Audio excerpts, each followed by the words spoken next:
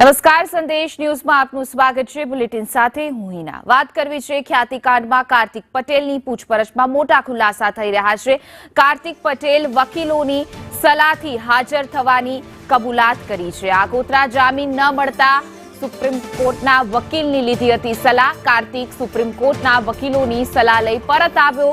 18 કંપનીના વ્યવહારો અંગે ઈડી તપાસ હોવાની કબૂલાત કરી છે। કાર્તિક પટેલ વિરુદ્ધ કુલ 7 ફરિયાદ પોલીસ ચોપડે નોંધાયેલી છે। દર્દીઓના મૃત્યુના મામલે વસ્ત્રાપુરમાં 3 ફરિયાદ છે તો પીએમજેવાયના કાર્ડ બનાવવા અંગે ક્રાઇમ બ્રાન્ચમાં ફરિયાદ નોંધવામાં આવી છે। કાર્તિકના ઘરમાંથી મળી આવેલા દારૂ અંગે પણ ફરિયાદ નોંધવામાં આવી છે। ઈડીએ કાર્તિક પટેલ વિરુદ્ધ નોંધી હતી ફરિયાદ। મુંબઈમાં જમીન દલાલ સાથે છેતરપિંડી અંગે પણ ફરિયાદ નોંધવામાં આવી છે। એક પછી એક મોટા ખુલાસા થઈ રહ્યા છે તો કાર્તિક પટેલ વિરુદ્ધ કુલ 7 જેટલી જે ફરિયાદ છે પોલીસ ચોપડે નોંધાયેલી છે તો ઈડી દ્વારા તેની બેનામી સંપત્તિ છે તેની પણ તપાસ થશે। જે પણ ખાતાકીય વ્યવહાર થયા છે તેની સંપત્તિ છે તેની પણ જે છે ઈડી દ્વારા તપાસ થઈ શકે છે। દર્દીઓના મૃત્યુ મામલે પણ વસ્ત્રાપુરમાં 3 જેટલી ફરિયાદ તેની સામે નોંધાયેલી છે।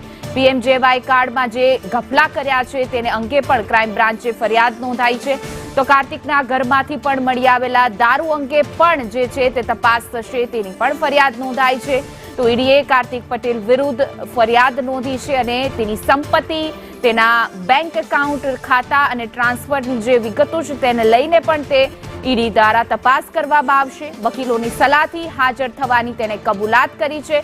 સુપ્રીમ કોર્ટના વકીલની સલાહ લીધી હતી અને ત્યારબાદ તેણે શરણાગતિ છે તે સ્વીકારી છે, સરેન્ડર થયો હતો અને ત્યારબાદ અમદાવાદ એરપોર્ટથી તે ઝડપાયો છે। કાર્તિક પટેલની પૂછપરછમાં અનેક મોટા ખુલાસા થઈ રહ્યા છે।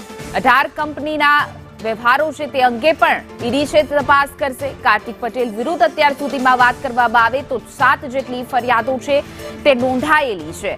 જે રીતે દર્દીઓના હૃદય ચીરીને કાળો કારનામો નરચીને જે તે પૈસા કમાતો હતો તેની પણ 3 ફરિયાદ છે તે નોંધાઈ છે। પીએમજેવાયના કાર્ડ બનાવવા અંગે પણ જે ગોટાળા કરતો હતો તેની પણ કાર્તિક પટેલ વિરુદ્ધ ફરિયાદ નોંધાયેલી છે અને હાલ પોલીસ ક્રાઇમ બ્રાન્ચ તપાસ કરી રહી છે અને તેની બેનામી સંપત્તિને લઈને ઈડીએ પણ તપાસ આદરી છે।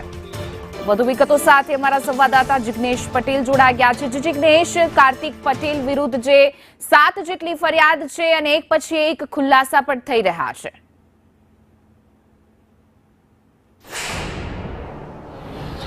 હિના, વાત કરીએ કાર્તિક પટેલની તો કાર્તિક પટેલ ઉપર જ્યારે એક પહેલો ગુનો નોંધાયો તે પહેલાથી તે ઓસ્ટ્રેલિયા હતો પરંતુ જેમ જેમ ગુનાઓની સંખ્યા વધતી ગઈ તેમ તેમ કાર્તિક પટેલ વકીલોના શરણે જતો હોય તેવી હકીકત સામે આવી છે।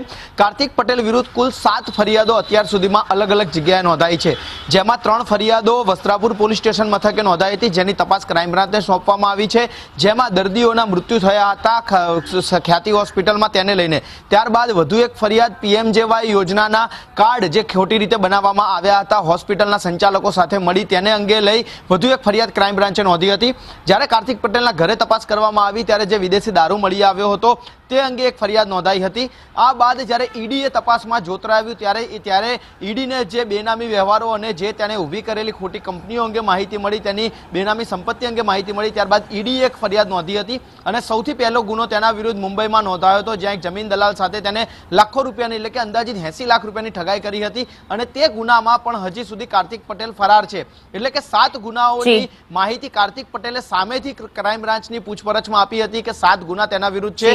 આ અગાઉ જ્યારે રાજશ્રી કોઠારીએ કોર્ટમાં આગોતરા જામીન મૂક્યા હતા જેના માત્ર 4% જેટલો હિસ્સો હતો તેને પણ જામીન ન મળતા 51% હિસ્સેદારને જામીન નહીં મળે તે માની અને તેને શરણાગતિ સ્વીકારી છે। જી જિગ્નેશ, સમગ્ર માહિતી બદલ આપનો આભાર।